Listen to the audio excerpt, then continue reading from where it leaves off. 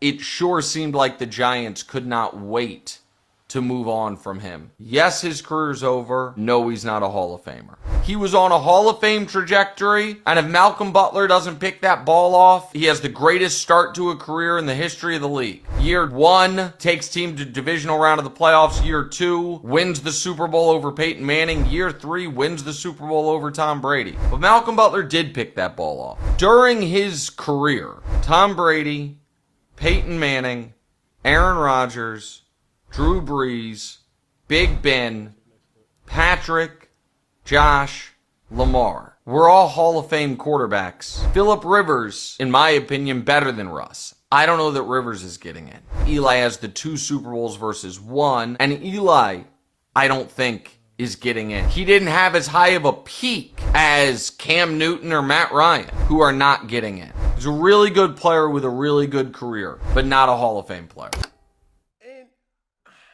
I don't want to pile on, but I'm left with this judgment in regards to Russell Wilson. Okay. Something needs to be said about this and this only.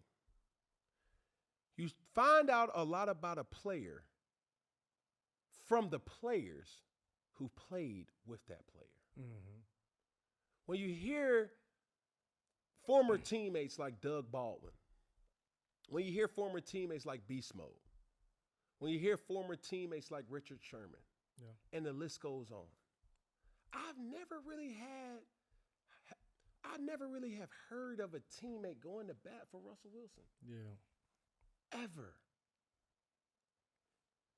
Beast Mode, man, he called me from a block number. Respectfully, I call people from a block number, but don't nobody really be tripping publicly like that. I've always did it. Richard Sherman, well, what's life like after the Legion of Boom? Insert Golden Tate. Insert Doug Baldwin, where they have a moment where it's like, hold on, bro, like, man, something changed with Russ. And I don't know what that is. And it's unfortunate. And do we need to go to Denver to talk about that situation with Sean Payton? Yeah. And then you see this situation here where it's like, hey, what about Pittsburgh? Like, is anybody ever going to stand on a table and defend their former player and say, hey, man, all that they're saying is nonsense. That's BS.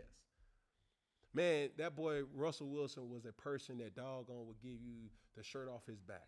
Yeah. Man, everything that they saying, they just hating on his ass. Yeah. And it has yet to happen. That's not the case. Yeah. And for Russell Wilson to be such a liked individual, obviously him and his relationship with his family and his wife and things like that, those are, in some people's eyes, couples goals and things like that. Yeah. But when you start to question, hey, are you a Hall of Fame player? And what are people really saying about Russell Wilson? Yeah. It has even the people that's entrenched with the situation that scratch their heads like, hold on, what? Is it real? Is it true? Like, do people like you? Do they like being your teammate? Then you start to see, we ain't never seen the teammates show out for Russell Wilson like they doing for Jackson Dart. That's true. Because even if you say something wrong, people are like, oh, you ain't going to speak on my mans like that. Bro, that's not the case, bro. Mm-hmm. I don't know what it is. Do I think Russell Wilson is a Hall of Fame player? Yes. Why?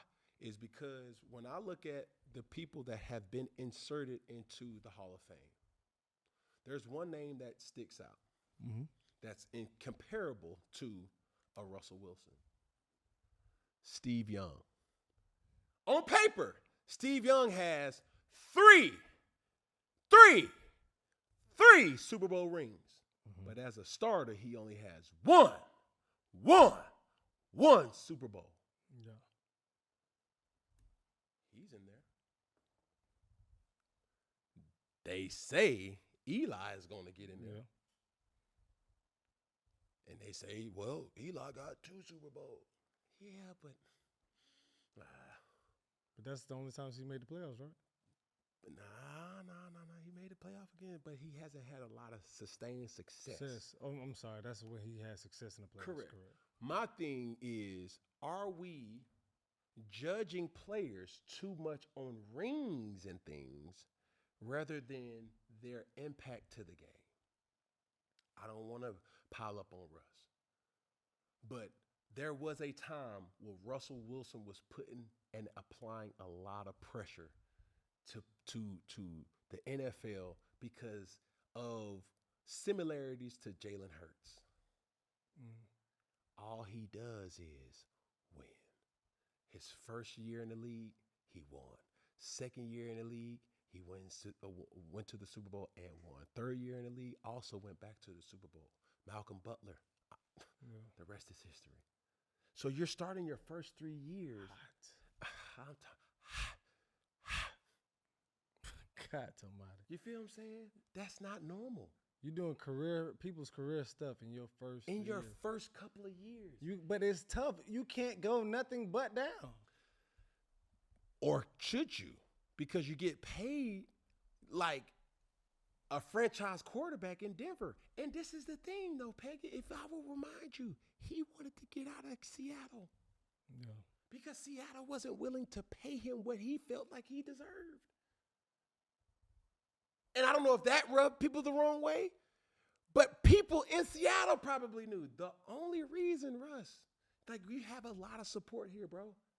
But he did have some winning seasons, even when the Legion of Boom was falling off. I get that, but it was in Seattle, though. Correct. It was in Seattle. It was in Seattle. What's my coach name? What? Pete Carroll. Pete Carroll, yeah. It was in Seattle where Pete Carroll was the guy. And that was the person who you think Pete Carroll, Russell was. They had that dynamic of the player coach, similar to Belichick and Tom Brady. Yeah. You see what I'm saying? Mm-hmm. So there was a time, people, where Russell Wilson was that guy. Yeah.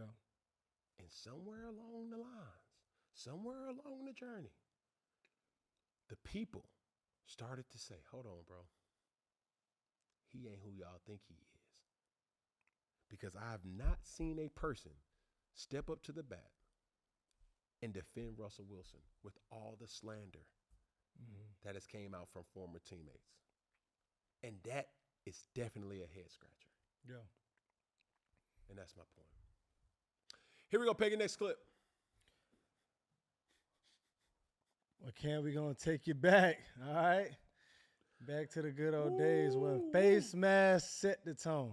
Check this out.